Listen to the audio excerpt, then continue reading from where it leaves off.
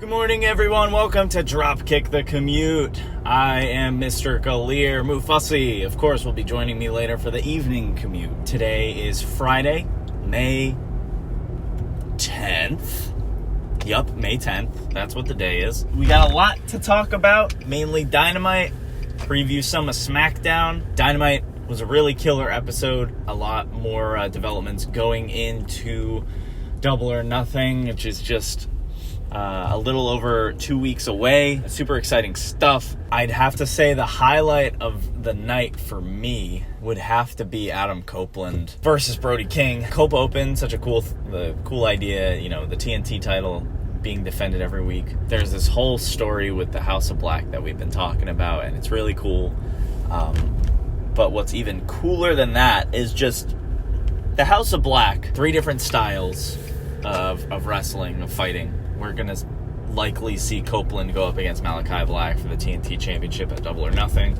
Or maybe even sooner than that, but Double or Nothing would be the smart move, in my opinion. Just seeing how this guy can move with all of them at the age of 50 or 51 or however the fuck old he is. It's insane. I just recall a very specific moment where he lifted up Brody King on the apron and gave him a Death Valley driver on the apron. And, look, yeah, Brody King's a big dude, and you could tell Copeland might have struggled a little bit, but he fucking did it, and he, delivered the move. I don't know how it felt, but you gotta give it to Copeland.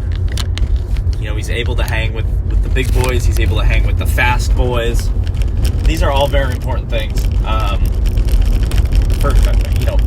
For someone that's his age, it doesn't look like he's planning on stopping anytime soon, which is great. We're really happy. I'm personally happy. I can't speak for all of us, but I'm very happy he's in AEW and he's, putting on these dream matches that, honestly, I thought he was a lifer. We never would have thought to see him in AEW. I thought he was going to be WWE for life. But yet, here we are in this reality. 5 years ago, almost 5 years ago, when he came back to WWE and came out of retirement, everyone was like, all right, well, he was on not doing too many matches per year. Pay-per-views, things like that. Everyone kind of thought, all right, this is where, we'll get a little treat, but this is kind of where we're going to end, which is fine, because we didn't know we were even going to get more edge. We got more and then some. It was a bloody fucking match, no disqualifications. Brody King was just bleeding all over the ring, all over Copeland. Disgusting amount of blood. A lot of really cool spots in the match.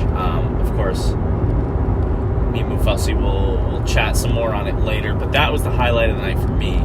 We'd love to hear what you guys liked about the show, what you didn't like about the show.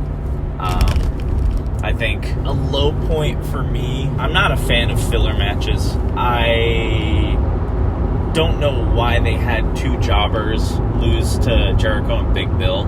I don't know, I guess it's better than having them bury other talent, and I don't know whose decision that was, but I also don't think they needed to even have a match. They could have just had the segment and saved maybe 2 or 3 minutes of TV time. But again, I guess it was just to show how they work together. Good job, Big Bill. And then they have the promo segment, and I hate that I'm saying this, but I really like the learning tree because it pisses me off so much. He's just so hey guys, thanks.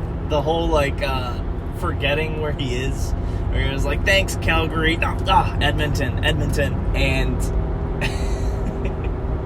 he's when you travel the world and make memories like I do and have been doing for all these years, you forget, you make mistakes sometimes, but that's what the learning tree is all about. I hate that. I love it. I hate him, but I love this whole bit for him. Big Bill, I don't know where that's gonna go. I really don't know. He's in the Jericho vortex, as it were. Hook's coming back next week. That's the news. Maybe they're gonna have a rematch at the pay-per-view, maybe sooner than that. I don't know. Taz is also coming back next week. Taz seems to be a little involved in this storyline because he's just what the fuck, Jericho? That's my son. which is funny because he's never done that with any of the other people that have feuded with Hook. Maybe it's personal because he knows Jericho. I don't really know. But we'll see next week when Hook returns to Dynamite on TBS. That wasn't my low point. I'd say my low point was having Jay White versus Rocky Romero. And if Rocky Romero won... And look, I'm going to be real. I only watched the YouTube highlights of it. So I don't know if he came into this match with tag team partners in mind or if they were with him at ringside, because respectfully I was kind of listening while I was driving and not watching. But if Rocky Romero won, it was like an eliminator match where he would get the shot at the Unified Trios titles. But it's like, for something like that, wouldn't you just have Bullet Club Gold go up against Rocky Romero and whatever two partners? I feel like that is like how an eliminator match usually works for tag teams, at least. I don't know, a one-on-one situation. I don't know, the booking was weird. Put Jay White over Rocky Romero, and to some, it like could have been a really good dream match, but it just kind of felt like filler, which we get a lot of. So yeah, I'd say that's the like super low point for me. We also got a new development regarding the world title. A lot of twists and turns. But I'm going to wait until the evening commute so myself and Mufussy can talk about that. We'll review the episode, and we'll look forward to SmackDown as well. All of that and much more in the evening commute. Hey-o! That was a good one today.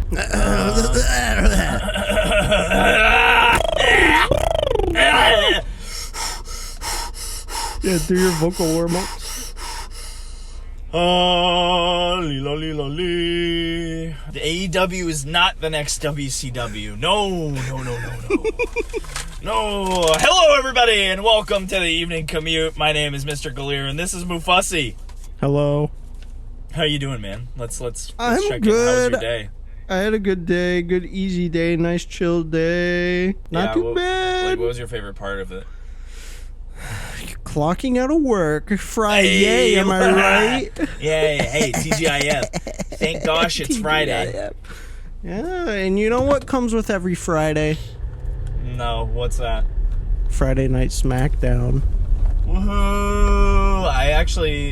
I did talk about this earlier this week. I don't know why I talked about it so early in the week. Yeah, I don't know. You were on one. Has there been any more updates to the card? Not that I've seen, but I cut out most of your SmackDown stuff from the morning of episode 4, so if you want to talk about it again, go ahead. Oh, you suppressed me! Alright, let's cover the SmackDown preview quickly. What we got upcoming on the card for tonight. Oh, yeah. We got a lot of Queen of the Ring coverage. You know what I'm talking about. Hell yeah, brother. Yeah, I don't have the matches off the top of my head. But I do remember one thing, and it was that there was a clear winner in all of them. Just about. You could kind of tell who was winning. I think... hang on. I have my notes in my dashboard. I'm not reading while driving, okay? We've got Naomi versus Nia Jax. Yeah. That's... Who do you think? It's Nia Jax. Oh, Naomi? I was going to say Naomi. You think Naomi? Good showing in the women's title match. You think Nia Jax? I think Nia Jax for that one. Why? I don't know. They just push her when I don't want her to be pushed, bro. And so you don't want her to be pushed right now? I don't want her to be pushed. She's going to get pushed. Oh, so you're kind of letting yourself down easy. You're setting the bar. Yeah. Okay, all right. I respect that. Yeah. And then Jade Cargill versus Piper Niven. Jade is going to win for sure. Bianca versus Candice LeRae. Bianca. I don't know where they are on the bracket, but could we see Jade versus Bianca? That would be sick, dude. And then King of the Ring, we've got Angelo Dawkins, Tama Tonga. Tama Tonga's going to win. And then we got Randy versus AJ. Oh, that one could go either way. I'm probably going to say Randy, though, because it's in Saudi Arabia, and he's like a much bigger name. I was going to say AJ, just because... What? I don't know, just because he kind of got the rub. It's sad. It's sad saying he got the rub because it's AJ Styles, but like, Yeah. I don't know what else we got. Or is that it? I think that was it. Yeah, I think that was it. So Well, lots of Queen of the Ring and 2 King of the Ring. and it's gonna be qualifying matches for the next couple weeks until we get. I mean, which isn't a bad 25th. thing. It's an enjoyable tournament, so... And I'm sure we're going to get a lot of backstage filler stuff, too. Like, SmackDown usually kills it with all the backstage stuff with the Bloodline, and Yeah, I they're laugh every time Paul Heyman is on my screen, so... Yeah. It'll be good. I know I kind of already made my prediction, but do you have anyone in mind that might challenge Cody for the championship in Saudi Arabia? What was your prediction? I don't remember. Oh, I said Goldberg. Like I'm joking. That'd be so funny. That would be so funny, dude. But, like, they used to get... they don't do it as much anymore, but they used to get Goldberg for all the Saudi Arabia matches. Like, they had him and Bobby Lashley, him and Undertaker, you know. Yeah. Oh, I did read earlier today, Bobby Lashley got injured. Did he? What happened? I don't know the specifics of it. All I know is that I think he was gonna be in the King of the Ring tournament, and then he got pulled from it because he wasn't cleared. Oh, shit.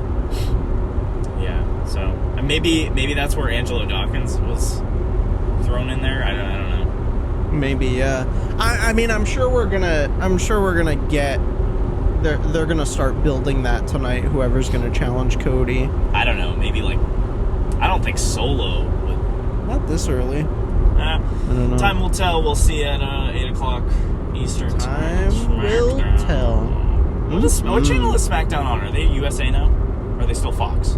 They're still Fox until the end of the year, I want to say. And then they're going to USA. Just one more WWE thing. I saw a clip on Instagram from Raw, and I was dying. And I think I sent it to you. I can't remember. But it was Dakota sitting on the edge of the ring. Yeah. And Pat McAfee is like, get her back in the ring, come on. And Dakota's like, we have 10 seconds, Patrick. Learn the rules, buddy. And he's like, oh, you're right. You know what? It reminds me of like when Danielson is like, like the guy he's against has a rope break, and he's like stretching out the count, and the ref's like screaming at him, and he's like, I got till 5. Yeah. It's so funny. They use it how they can, and she was like, and then she throws her back into the ring, and then she looks at Pat and goes, on my birthday. On my birthday. Oh, yeah. She gets back in. It was so good, dude. It was so funny. Sorry that happened on your birthday, Dakota. Yeah. Come on to our podcast. Oh my god, you would geek out. I know how much you love her. I would lose my mind, brother. Translate. I'd have to translate for you. Yeah, and Be then like, I could be like... Dakota! Sorry. I would say that, and then you'd be like, oh yeah, he said... He said, great match on Raw. I really like the part where you told Patrick to count to 10. I just go caveman style, and you have to translate for me. And then she's like, Arnar. Alright, well, don't make fun of her accent, because then she's really not going to come on here. Oh, it's true. I'm so sorry, Dakota. We had a chance, and then you blew it. Shoot! Hey, if you're a wrestler and you want to come on this podcast and talk about wrestling with us, hit us up. What'd you think of Dynamite? I fucking loved Dynamite, dude. Yeah? It was a killer episode. It was very good. I even took notes this time. What's your Dave Meltzer star rating for the entire show? I don't give a fuck about Dave Meltzer, bro.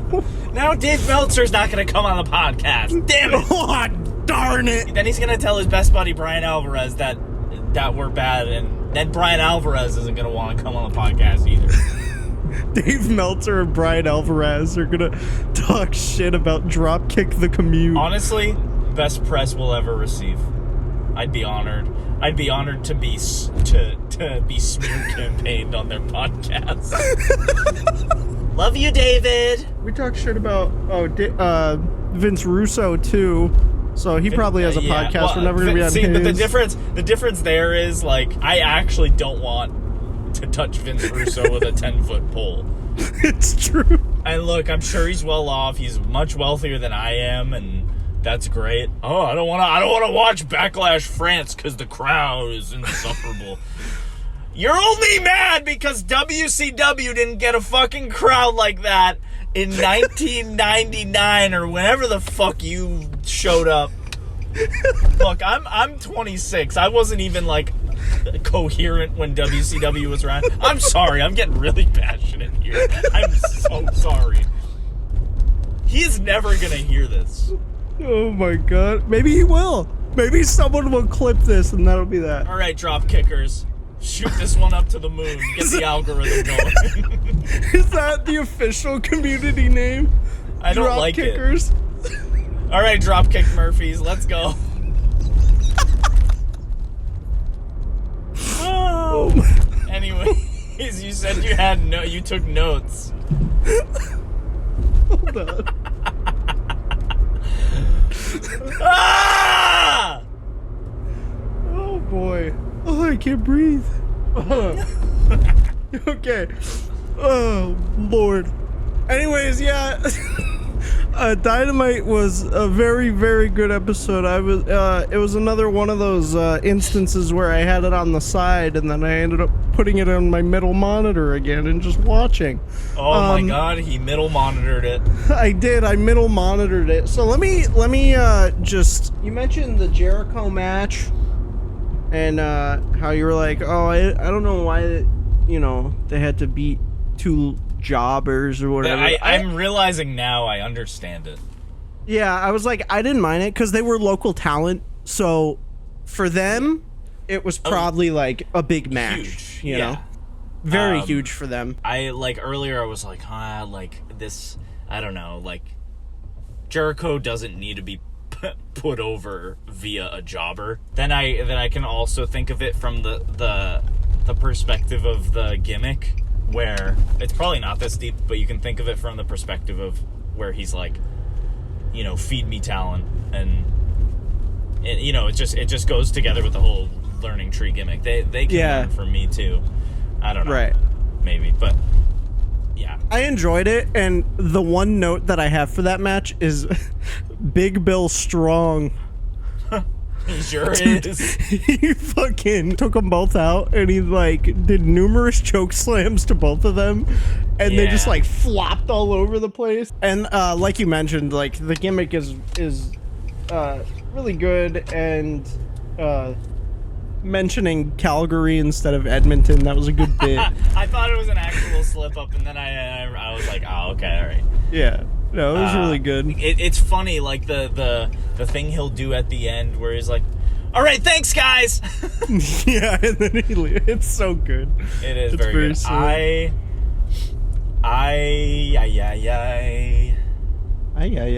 Sorry, I'm thinking, brain went dumb. I hate that I'm loving it. Yeah. I was talking my shit. Yeah. Last week. Maybe earlier this week, I was talking my shit. But man, I think what gets me is he doesn't need the FTW championship to do this. But again, it's heat. I don't know. We'll see where this goes. Hook is back next week. Hook is back next week, and Taz is back next week. Woo! Oh my god! I thought it was funny. Taz, let's see Taz get in the ring again with his bum knee. Real.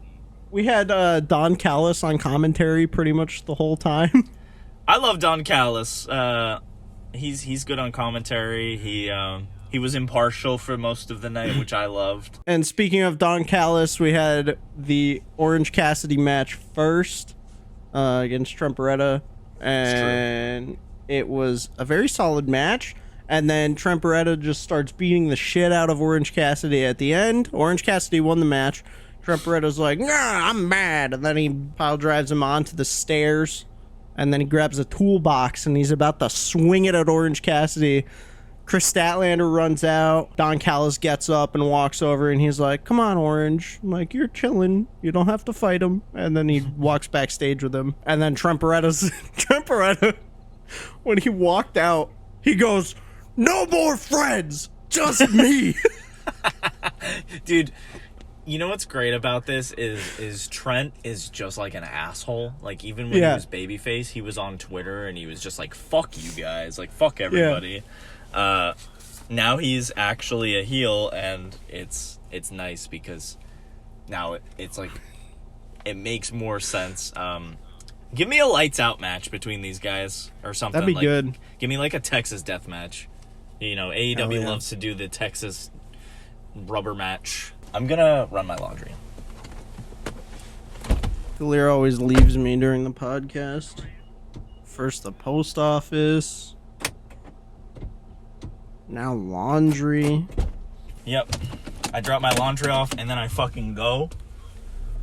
And I don't feel bad about it. Because you know why? Because it costs $4 a load at my apartment.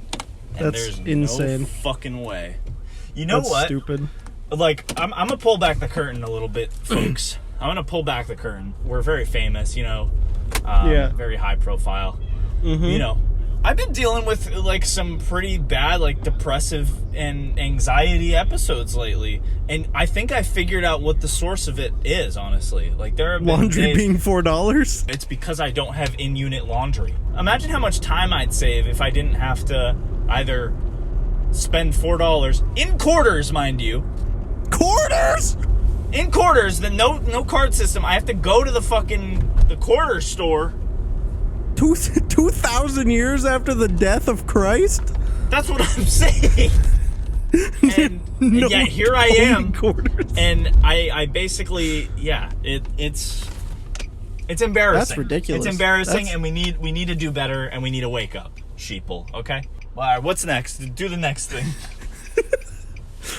For my next note, all I have is Mariah May, Step on Me. Yeah, I could agree with that. Yeah. She's got to be a women's champion at some point. Yeah. It's a very good match. She did a lot. They're gonna build to it eventually, I'm sure. Her and Tony Storm. It's right in front of us. It's just like, you know, right now she's gonna be Tiny Storm, I guess. I do like that they're using, like, it's not the best thing for her, but I do like that they're like dressing her up like Tony Storm, and they're using her old music, which is cool. Yeah. I thought it was going to be like a one-time thing at Revolution, where, you know, they did that whole like bait and switch and everyone thought it was the old gimmick. Mm-hmm. But yeah, I think we're due at some point for a nice rivalry, and then eventually at another point Mariah May maybe winning the title. I like that Mina Shirakawa came out and like saved the day, and they did the little champagne thing and the almost kiss, which I think is so funny every time they do that. Yeah, and Mariah was like so mad. She's like, "What the heck?" Yeah, and then she's like, "Champagne." It was good. It was a good little celebration. All right, next up, we had Swerve Strickland and Christian Cage. So I have a few notes about this. I have no Prince Nana. Yeah, where the hell was he? Where was he, bro? His entrance didn't hit the same. It's crazy how much like he does for Swerve. Like, Swerve is still awesome, but no Nana. Sad. We miss him. We hope he's back. It didn't hit the same. Then the next note I have is, in all caps, "Shut your mouths while I'm conducting my business." That is my favorite thing that Christian says. It's true. They were almost drowning Shut him your out. mouths while I'm conducting my business. Yeah, they almost were like drowning him out Dominic style. Christian should be a world champion. Christian should be a world champion, dude. Christian, if you want to come on the podcast, I'm just saying, I don't have a great relationship with my father, so you could be my dad if you want. I'll join the patriarchy. You'd be willing to have him as your dad? Yes. Okay.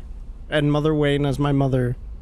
Yeah. I will join. Nick Wayne will be my Wayne brother. As your brother, and also Killswitch, who is not a dinosaur. What if someone who's completely new to AEW just showed up and they saw Killswitch, and that's their introduction? They're like, okay, his name is Killswitch. They don't know about Luchasaurus. My first thought would be, Why the fuck is he a dinosaur? Why is he a dinosaur? Also, For real. I think it would have done wonders for him to be unmasked while he's with Christian. You know, Christian could have been like, what are you, a stupid little kid? Lose the dinosaur mask and like all this stuff, and he could go through a whole character change while he's in the patriarchy. But also I understand as like, you know, Christian's just gaslighting him to make him be the silent bodyguard type. So it works either way, but I think it would work better if they like changed up his character a little bit. It was a really good segment. I was concerned on how they were gonna continue to like push the story, and he's just like, you know, I took your dreads from you last week, and you know, each week I'm gonna take something from you until I get my hands on the championship. And he's like, I'm gonna take your teeth, yada yada. Yeah. Starts getting intense. Then the embassy shows up, Bishop Khan and Toa Leona, and Brian Cage. Yep. And then they turn on Swerve. Swerve is officially fully outnumbered. And then after they turn on him, Christian goes backstage and the Elite's standing there and he's like, pleasure doing business with you guys. Those scummy EVPs. Very good though, as TV characters. They're just like, hey, tuck in your shirt. Great job. You're looking great. Yeah, scummy EVPs. That brings us to Kenny Omega, our other EVP, who is in the hospital, who announces Anarchy in the Arena for Double or Nothing, Team AEW versus the Elite. And on Team AEW, we've got FTR, Eddie Kingston, and Bryan Danielson. Anarchy in the Arena always goes hard, you know. It does. You had Eddie Kingston the first time they did it with that picture of him in the gas can, and he's just like, looks like a zombie. Yep. You know, Bryan Danielson just beating the fuck out of everybody. I think about the like super kick explosion at last year's show. That was cool. Yeah. You know, they're just it's gonna be Anarchy in the Arena. They're gonna do it the way they always do it, and it'll be good. It's like the new Stadium Stampede, basically. I texted Galeer yesterday and I was like, I'm a little nervous because I don't know, without Tony Khan there, it's kind of feeling NWO-esque, and it's a little, it makes me a little nervous. But it's funny because like you think it makes sense that Tony Khan will be like, oh, let's do this and recreate this, but he also said at the very beginning, this is not going to be like WCW, and sadly, a lot of stuff is very reminiscent of WCW, and that might just be like by design because they're, you know, a smaller company. Yeah, well, and it's also on the same network, too. Yeah, so it's very close. I've started my first WCW pay-per-view because I never watched one. Oh yeah. Yeah, I forget. It was like Halloween Havoc 2000 or something. And it was super interesting because, like, I recognized a bunch of the faces there. Like, I didn't realize how many people were actually in WCW before they were in WWE. Yeah. Or who were there, like, transitionally after leaving WWE. Like, you know, there was Rey Mysterio before he was wrestling with the luchador mask. Chavo. I'm just like off the top of my head, I'm trying to Scott Steiner and Sting and like the big names, Booker T. It was pretty cool, and then like obviously seeing Tony Schiavone on commentary was cool too. Oh my god! So Jay White and his crew, they have so many belts, bro. Yeah, Bullet Club Gold, the guns. Yeah, I don't know what unifying the belts really did. They look good. I said it earlier in this match he had with Rocky Romero. I don't know if did Rocky Romero show up with anybody or was it just him? They kept saying like if Rocky Romero wins the match, he gets to challenge for the trios belts. Like usually you decide that by having a tag team match. Yeah. But yeah, it was just a match to put over Jay White, which is fine. It just kind of felt like a nothing match. Brody King and Edge Adam Copeland. What a match. Brody King loves to blade, dude. Top 3 people that love to blade in AEW. Moxley. Dax Harwood. And Brody King. So yeah, anyway, Cope Open, Brody King, Adam Copeland, very good match. So much blood. It was fucking crazy. Yeah, like I said earlier, Copeland's showing us that he's still got it and he's not going anywhere. I'm almost like 98% sure we're gonna get Malachi Black versus Copeland at the pay-per-view. Oh, for sure. And that's gonna be really good. But just to see how he like ran last week with Buddy, and he looked like a natural, and then him being out there with Brody King this week, like he's just like a shapeshifter of a wrestler. Like, yeah, and he's like, for wrestling age, he's pretty old. Like, he's up there. He's in his 50s now. I'm pretty sure. So he is. And for him to like be able to lift Brody King in a fireman's carry and then Death Valley drive him onto the apron, absolutely insane. And then we got the spear from the ring through the table, without the fire this time. Yeah, no fire this time. We got the spear, and it was a very good match, and I'm very happy with it. And at the end of the match, we had Brody King come back up. He's beating the shit out of Adam Copeland. Kyle O'Reilly comes out. Oh, yeah, I forgot about that. Yeah, he helped Adam Copeland, and then we had a little backstage segment where Kyle O'Reilly was like, "Hey, man, I helped you, but, hey, can I have a title match on Collision?" And he's like, "Yeah, I guess so." So they're going to have a title match on Collision. That'll be good, too, and I foresee a Malachi or a House of Black interference. Like, yeah. We're not just going to leave that in the dust. I love Kyle O'Reilly. Let's fucking go. We look forward to SmackDown tonight. See what happens, and we also look forward to the weekend. I actually don't know what I'm doing this week. I'm going to a birthday party, and then it's Mother's Day. Shout out to all the moms. Shout out to all the moms. Shout out to the soon-to-be moms. Shout out to the people who don't have a mom or don't have a mom anymore. Shout out to literally like everybody. Yeah. And shout out to everybody, and hey, don't forget to drop kick your day. Nope, not drop quite. Kick the Hey, drop kickers, be sure to drop kick that fucking like button. Follow us on the Spotify or the add podcast. To a playlist. Add us to a.